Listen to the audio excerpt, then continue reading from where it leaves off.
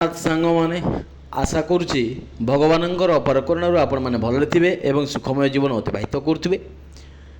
ଆଜି ଆମେ ଦଶମ ଶ୍ରେଣୀ ସାହିତ୍ୟ ସିନ୍ଧୁ ପୁସ୍ତକର ଚିଲିକାରେ ସାୟନ୍ତନ ଦୃଶ୍ୟ ଭାଗ 3କୁ ଅଗ୍ରସର ହେବା। ପିଲାମାନେ, ଆମେ ଗତ ଭିଡ଼ିଓରେ ଯାହା ପଢ଼ିଥିଲେ ତାକୁ ଟିକେ ମନେ ପକାଇବା। ଆମେ ପଢ଼ିଥିଲେ କବି ସୂର୍ଯ୍ୟ ବଳଦେବ ରଥଙ୍କର ଗୀତାମୃତ ବିଷୟରେ ଏବଂ ଯାହାକି ମୀନଜୀବୀମାନଙ୍କ କଣ୍ଠରୁ ନିଃସୃତ ହୋଇଥିଲା। ଅର୍ଥାତ୍ ଯେତେବେଳେ ମୀନଜୀବୀମାନେ ମାଛ ଧରିବା ପାଇଁ ଯାଇଥିଲେ, ସେହି ସମୟ ଫେରିବା ସମୟରେ ସେମାନେ ବିଭିନ୍ନ ପ୍ରକାର ଗୀତ ବୋଲୁଥିଲେ, ଯାହାକି ଗୀତାମୃତ ବା ଗଲାଣି ତ ଗଲା କଥାରେ ସଂଗାତର ଏକ ଅଂଶବିଶେଷ। ଏବଂ ନୌକାରେ ପ୍ରଜ୍ୱଳିତ ମଶାଲକୁ ଦେଖି ମୀନମାନଙ୍କର ଡେଇଁ ପ୍ରାଣ ବିସର୍ଜନ ଦୃଶ୍ୟ ଏଠାରେ ରମଣୀୟ ଭାବରେ ବର୍ଣ୍ଣନା କରାଯାଇଛି। ଏବଂ ରାତ୍ରିର ଆଗମନରେ ସନ୍ଧ୍ୟାକାଳୀନ ଦୃଶ୍ୟ ନିଶ୍ଚଳ ଏବଂ ଶାନ୍ତ ମନୋହର ପରିବେଶ ଏଠାରେ ସୃଷ୍ଟି ହେବାର ଅନୁମୟ କରାଯାଉଅଛି। ତାହେଲେ ଆମେ ଆଗକୁ ବଢ଼ିବା। ଆମର ପୂର୍ବଜ୍ଞାନର ଆକଳନ ନିମନ୍ତେ କେତେକ ପ୍ରଶ୍ନ ଅଛି। ଯେମିତି ପ୍ରଥମ ପ୍ରଶ୍ନ, ମାତ୍ର ଯଶୋଦେହେ ତୁମ୍ଭେ ଆୟୁଷ୍ମାନ, ଏଟା କାହାକୁ କୁହାଯାଇଛି?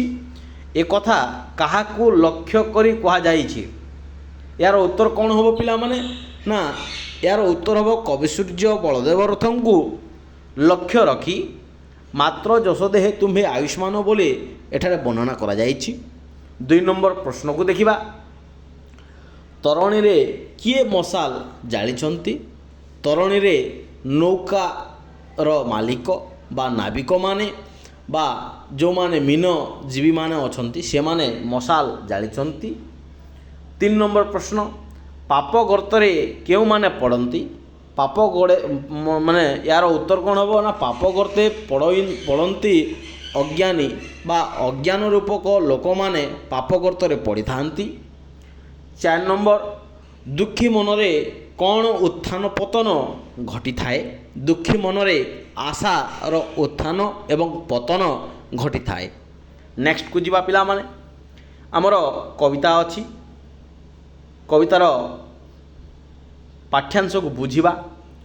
ଜଳ ସ୍ଥଳ ନଭ ଜ୍ୟୋତ୍ସ୍ନା ପରିପ୍ଲୁତ, ସୃଷ୍ଟି ଦିଶେ ଯେହ୍ନେ ପାରଦ ଧୌତ, ପ୍ରତିବିମ୍ବରାଜି ଦୀପଶୈଳ ତଳେ, ସ୍ପଷ୍ଟ ଆକାରେ ଶୋଭେ ହ୍ରଦ ଅନ୍ତଃସ୍ଥଳେ।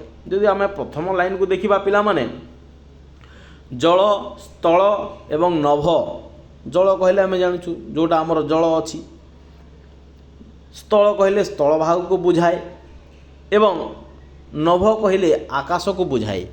ଯଦି ଆମେ ଆମର 3ଟି ଆର୍ମି କଥା ମଧ୍ୟ କହିବା ପିଲାମାନେ, ଆମର 3ଟି ୱିଙ୍ଗ ଅଛି। ଗୋଟେ ହେଲା ଜଳ ବାହିନୀ, ସ୍ଥଳ ବାହିନୀ ଏବଂ ଆକାଶ ବାହିନୀ। ଠିକ୍ ସେହିପରି ଜଳ, ସ୍ଥଳ, ନଭ ଆମର ଜଳ ବା ସାଗର ବା ସମୁଦ୍ର, ସ୍ଥଳ ଭୂମି ତଥା ଆମର ଆକାଶ ମାର୍ଗଟା କ'ଣ? ନା, ଜ୍ୟୋତ୍ସ୍ନା ପରିପ୍ଲୁତ। ଜ୍ୟୋତ୍ସ୍ନା ପରିପ୍ଲୁତ କହିଲେ କ'ଣ? ନା, ଚନ୍ଦ୍ରର କିରଣରେ ଯାହା ଜୁଡ଼ୁବୁଡ଼ୁ ହୋଇକି ଥିଲା ଭଳିଆ ଜଣାପଡ଼ୁଛି। କେଉଁଟା? ନା, ଜଳ, ସ୍ଥଳ ଏବଂ ଆକାଶଟା ଚନ୍ଦ୍ରର କିରଣରେ ପ୍ରତିବିମ୍ବିତ ହେଉଅଛି। ଆଉ କ'ଣ? ସୃଷ୍ଟି ଦିଶେ ଯେହ୍ନେ ପାରଦ ଧୌତ। ପାରଦ ଯେଉଁ ଭଳିଆ ଧଳା, ଠିକ୍ ସେହିପରି ଆମର ଚନ୍ଦ୍ରଙ୍କର କିରଣରେ ଆକାଶ ମାର୍ଗ, ଜଳମାର୍ଗ ଏବଂ ତଥା ସ୍ଥଳ ମାର୍ଗଟା କ'ଣ ହେଉଛି? ନା, ସୃଷ୍ଟି ପାରଦ ଭଳିଆ ଧଳା ଧଳା ଦେଖାଯାଉଛି। ଠିକ୍ ଅଛି ପିଲାମାନେ। ସୃଷ୍ଟି ଦିଶେ ଯେହ୍ନେ, ସୃଷ୍ଟି କହିଲେ ଏହି ପୃଥିବୀଟା ଦେଖାଯାଉଛି କେଉଁ ଭଳିଆ? ନା, ପାରଦ ଭଳିଆ। ଆଉ କ'ଣ? ପ୍ରତିବିମ୍ବରାଜି ଦୀପଶୈଳ ତଳେ, ତାହାର ଯେଉଁ ପ୍ରତିବିମ୍ବ ସୃଷ୍ଟି ହେଉଛି, ଛାଇ ସୃଷ୍ଟି ହେଉଛି, ତାହା କ'ଣ ଭଳିଆ ଦେଖାଯାଉଛି? ନା, ପ୍ରତିବିମ୍ବରାଜି କେଉଁଠି ହେଉଛି? ଦୀପ ଶୈଳ ତଳେ। ଦୀପ କହିଲେ ଆମେ ଜାଣିଛୁ ଦୀପ ଯେଉଁଟା, ଠିକ୍ ଅଛି। ଏବଂ ଶୈଳ କହିଲେ ପାହାଡ଼ ପର୍ବତ ତାର। ଏବଂ ଦେଖୁଥିବ ପିଲାମାନେ, ଚିଲିକା ହ୍ରଦରେ ଅନେକ ଗୁଡ଼ିଏ ଦ୍ୱୀପ ଅଛି, ଅନେକ ଗୁଡ଼ିଏ ପାହାଡ଼ ମଧ୍ୟ ଅଛି। ତାର ପ୍ରତିବିମ୍ବ ସୃଷ୍ଟି ହେଉଛି।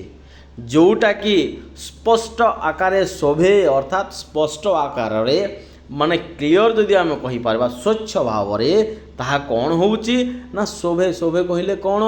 ଶୋଭା ପାଇବା। କେଉଁଠି ଶୋଭା ପାଉଛି? ହ୍ରଦର ଅନ୍ତଃସ୍ଥଳରେ। ହ୍ରଦ କହିଲେ ନିଜର ହୃଦୟର ଅନ୍ତରରେ ବା ନିଜ ହୃଦୟର ଗଭୀରତମ ସ୍ଥାନରେ ତାହା କ'ଣ ହେଉଛି ନା ଶୋଭା ପାଉଛି। ଆଉ କ'ଣ କହୁଛନ୍ତି? କ୍ଷୀରୋଦ ସୋଦର ଜ୍ୟୋତ୍ସ୍ନାନବେ ଭାସି ଦିଶନ୍ତି ବିଶଦ ଗିରିବନ ନାସି। କ୍ଷୀରୋଦ କହିଲେ କ୍ଷୀରସାଗର। ସୋଦର ଜ୍ୟୋତ୍ସ୍ନାନବେ କହିଲେ କ'ଣ ନା ଜ୍ୟୋତ୍ସ୍ନାର କିରଣ ଯାହାକି ଭାସି ଆସିଲା ଭଳିଆ ଜଣାପଡ଼ୁଛି। ଏବଂ ଦିଶନ୍ତି ବିଶଦ, ଦିଶନ୍ତିର ଅର୍ଥ ହେଲା ଦେଖାଯିବା। କ'ଣ? ଗିରି ବନ ନାସି ଭଳିଆ ଦେଖାଯାଉଛି।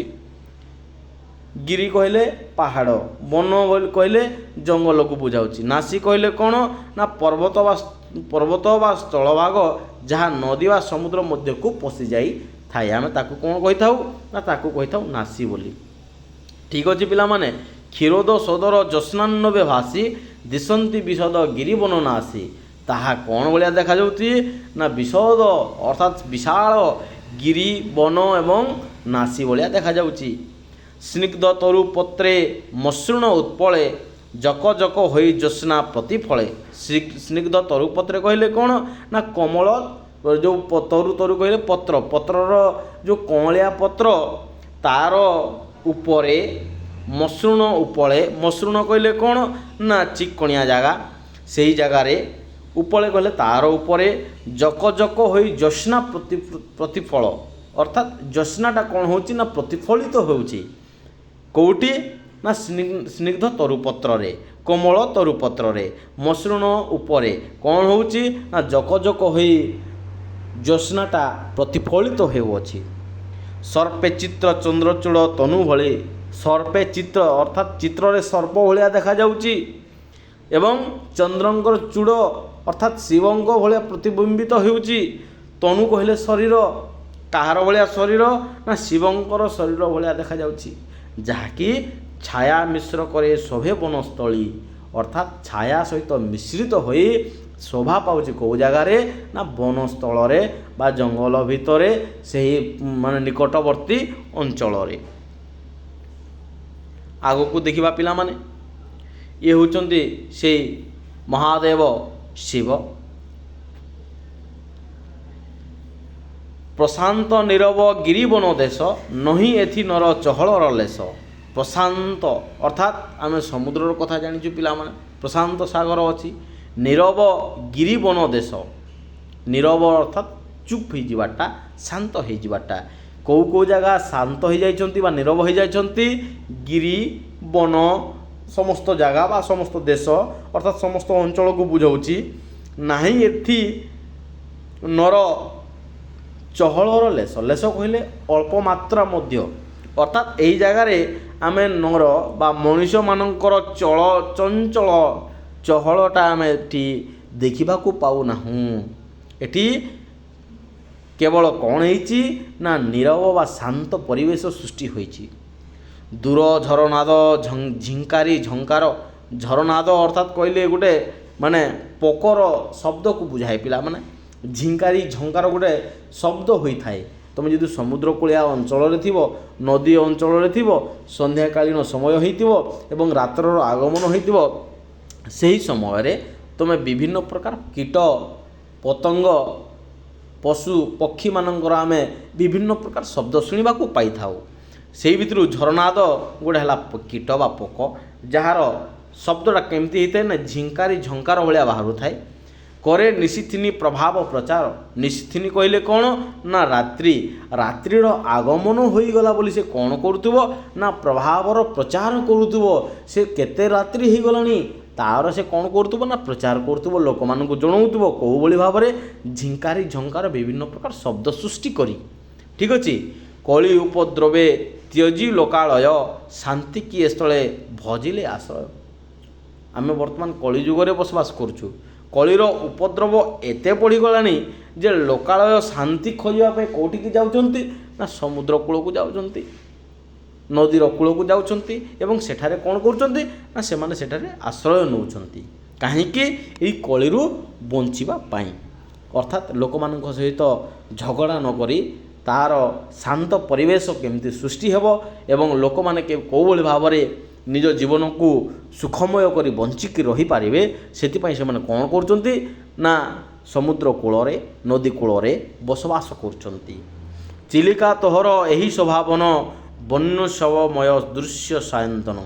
ଚିଲିକା ତୋହର ଏହି ଯେଉଁ ସ୍ୱଭାବନ, ଏହି ଯେଉଁ ସୁନ୍ଦରତା ପରିବେଶ କ'ଣ କରୁଛି ନା ଇଏ ହେଲା ସବୁଦିନ ପାଇଁ ବନ୍ୟୋତ୍ସବମୟ, ଅର୍ଥାତ୍ ବନ୍ୟର ଉତ୍ସବମୟ, ଏତେ ମାଧୁର୍ଯ୍ୟ ଯାହାକି ଅତ୍ୟନ୍ତ ମନୋହର। ସାୟନ୍ତନ କହିଲେ କ'ଣ ନା ଏଇ ଯେଉଁ ସନ୍ଧ୍ୟାକାଳୀନ ସମୟଟା ଅତ୍ୟନ୍ତ ମନୋହର, ଅତ୍ୟନ୍ତ ସୁନ୍ଦର। ଯଦି ଆମେ କଠିନ ଶବ୍ଦକୁ ଦେଖିବା, ନିଶିଥିନୀ କହିଲେ କ'ଣ ପିଲାମାନେ? ରାତ୍ରି। ଲୋକାଳୟ କହିଲେ ଗ୍ରାମ। ଅର୍ଣ୍ଣବ କହିଲେ ସମୁଦ୍ର। ନାସି କହିଲେ ପର୍ବତ ବା ସ୍ଥଳଭାଗ ଯାହା ନଦୀ ବା ସମୁଦ୍ର ମଧ୍ୟକୁ ପଶି ଯାଇଥାଏ। ସ୍ନିଗ୍ଧ କହିଲେ କୋମଳ। ସ୍ୱଭାବନ କହିଲେ ସୁନ୍ଦର। ସାୟନ୍ତନ କହିଲେ ସନ୍ଧ୍ୟାକାଳୀନ ସମୟକୁ ବା ଦୃଶ୍ୟକୁ ବୁଝାଇଥାଏ। ଇଏ ହେଲା ସନ୍ଧ୍ୟାକାଳୀନ ସମୟ। ଇଏ ହେଲା ଗୋଟେ ଝରଣାର କୁଳୁକୁଳୁ ଶବ୍ଦ ବାହାରୁଥିବା ଦୃଶ୍ୟ। ଯଦି ଆମେ ସମୀକ୍ଷା କରିବା ଦେଖିବା, ଜ୍ୟୋତ୍ସ୍ନା ପ୍ଲାବିତ ପ୍ରକୃତି ଅତ୍ୟନ୍ତ ମୁଗ୍ଧକର ହୋଇଥାଏ।